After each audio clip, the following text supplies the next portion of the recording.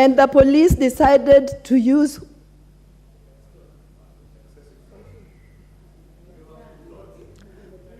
Mr. Speaker, in the long run, what the police said was they had no more tear gas and they had to resort to live bullets. Mr. Speaker, what happened to rubber bullets? Why must you go to a demonstration with live bullets if not with the intention to kill? Mr. Speaker, Article 37 clearly allows every citizen of this country an opportunity to picket and demonstrate if they so wish. Mr. Speaker, the only people who are armed in these demonstrations are the police.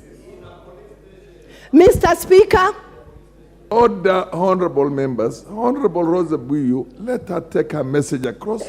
You will have your moment. Don't interject. Mr. Speaker, the motion before us today is worried about nothing else but money.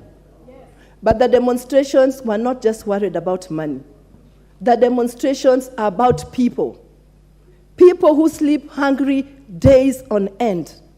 People who are lied to during campaigns that they would have pockets full of money and they would have tables full of food as soon as the new regime came into power. Only to discover that they sleep hungry every day. Those are the people who are out on the streets. Mr. Speaker, the demonstrations that you saw yesterday were about Kenyans. Kenyans asking for equitable distribution of opportunities within government amongst 42 tribes of this country, so that not only 2 tribes get involved or get employed within those opportunities. What's your point of order, Honorable Ichung'wah? Honorable Speaker, I empathize with the Honorable Rosa Buyu. But Honorable Speaker, we cannot use the floor of this House to whip up emotions. And it is a fact that a student of Maseno University was shot dead, and it is also a fact, as has been reported, that young man was shot during the Monday demonstrations. Order. It has been stated, Honorable Speaker, because it is one thing to say that... What is out of order? What is out of order, Mr. Speaker, is when a member rises in his place and purports to be speaking... Order, Honorable Ichung'wah, order. Proceed, Honorable Rosa Buyu, finish. Mr. Speaker. Order. Thank you for protecting me. You will have your moments. Mr. Speaker, thank you for protecting me from Honorable Ichung'wah, because even when I'm not in this house, he says he is so embarrassed, he's so astonished. Where is Rosa Buyu? Mr. Speaker, I'd like to inform him I am here. This is Rosa Buyu. Yeah. Mr. Speaker, he's already taken my time and you must give me 1 minute. I plead with you. Thank you, Mr. Speaker. Mr. Speaker, you will have no minute, but proceed. These elections, these demonstrations... Order. Rosa, you've run out of your time. The Honorable Naomi Wako, followed by the MP for Teso South. Order. The mic. The MP for Teso South. Order. Order, Honorable Millie, you will have your moment. Order, please. Order. Thank you, Mr. Speaker, sir. Thank you, Mr. Speaker. Proceed. Thank you, Mr. Speaker, sir, for allowing me to add my voice to this very important motion of adjournment, which we all need to contribute because it has affected the lives of Kenyans. It has affected our businesses. It has affected our economy in a very serious way. Mr. Speaker, sir, we have always witnessed demonstration by the opposition. But this time round, I wonder why they are doing it now, because we are only 6 months old, and it is quite clear that they lost the election and lost completely. They would have just waited for another 5 years for them to vie and win the election if that is what they want. But this time, our government and our president is working so hard to recover and to revive the economy that was destroyed in their hands. Today, when they call people to demonstrate in your regime, under the handshake regime, which you participated fully, everybody knows that. Everybody knows that. You destroyed our economy. You destroyed everything that Kenya had during that time. The MP for Migori, woman rep, order. Order, please. Order. Proceed. Proceed. You participated in the Uhuru regime. Proceed.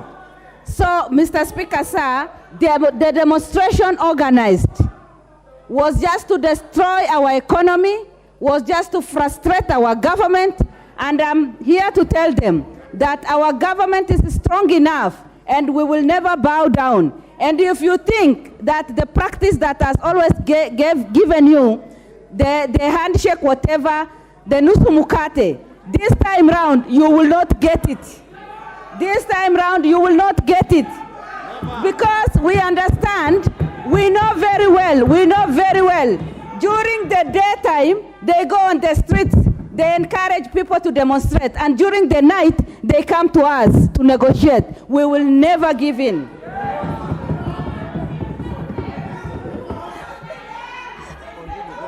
Mr. Speaker, protect me, Mr. Speaker. Protect me, because they may have carried the stones in here. And so, Mr. Speaker, our economy was fully destroyed by these people. And today, they want to bring the same nonsense to the parliament. Because we are trying to talk about that. We are trying to correct the mistake they have made. We are trying to tell people the mistake and the destruction they have caused. And they are shouting, they are pointing fingers, they are standing up as if they are on the street. What's your point of order? Mr. Speaker, I want to know whether... Order. I want to know whether... Order. Order.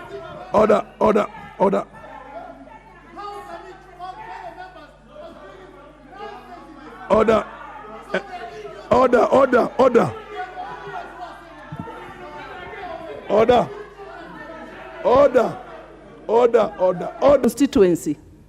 I almost lost my flight because of the strikes at Maseno University.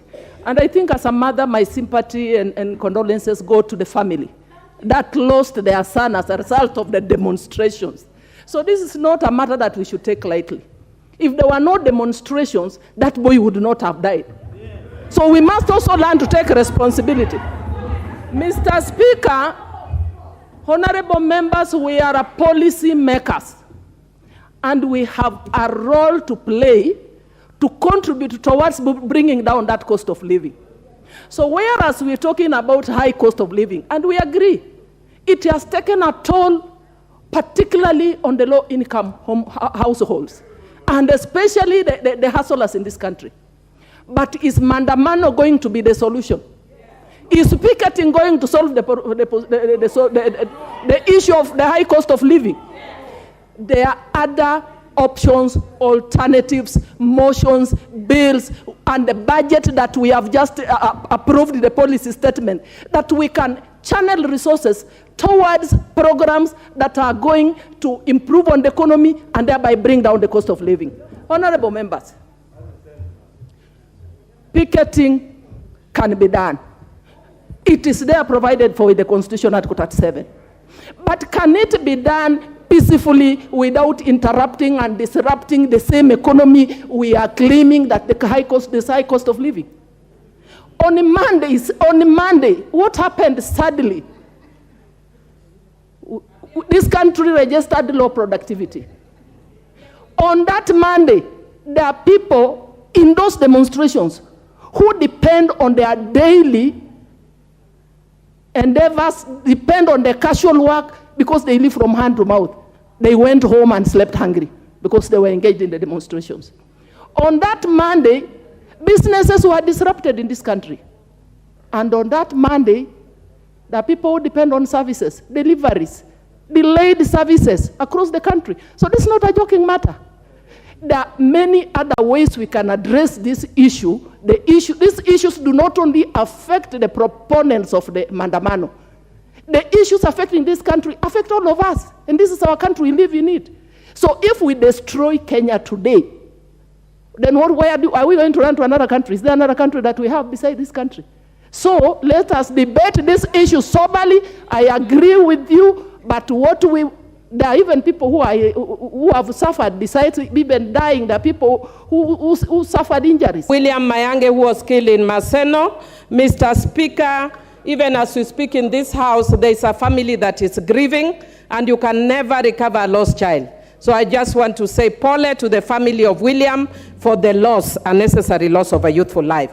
Mr. Speaker, I want to say that Article 1 of the Constitution of Kenya says all sovereign power belongs to the people of Kenya and shall be exercised only in accordance with the Constitution.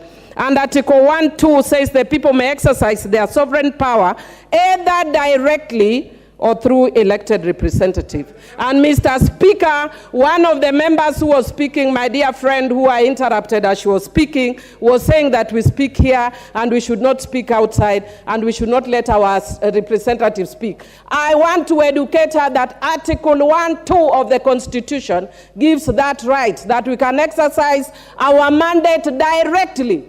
And when we demonstrate, we are exercising it directly.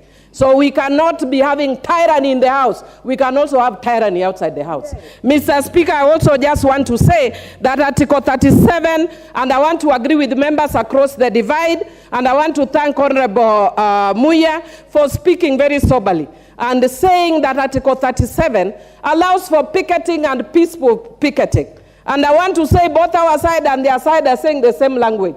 Let us have picketing, which is allowed under Article 37, with no condition, because the Constitution does not give condition, except peaceable picketing.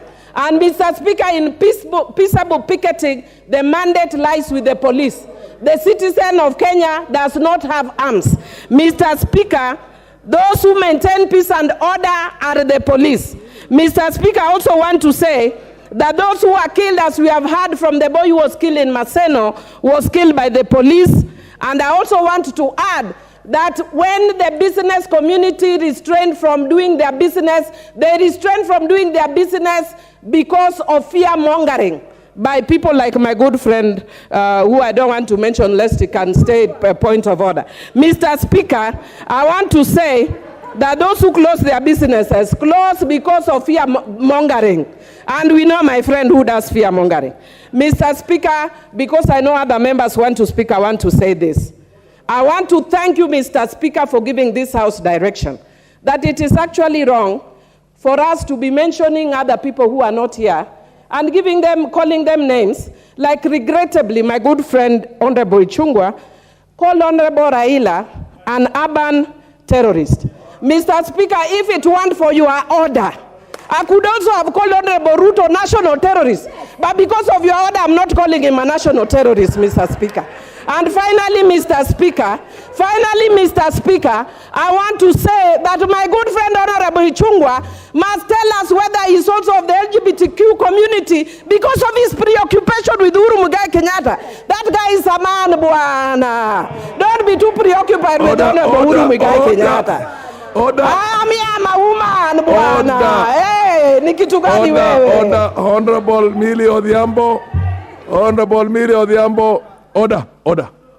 You cannot discuss the conduct of Honorable Ichung'wah without a substantive motion. So you're out of order on that. Order. Come. Honorable Ichung'wah, if we desist, order. If we desist, order. Honorable Oembaya, when the chair is on his feet. Order. I mean, we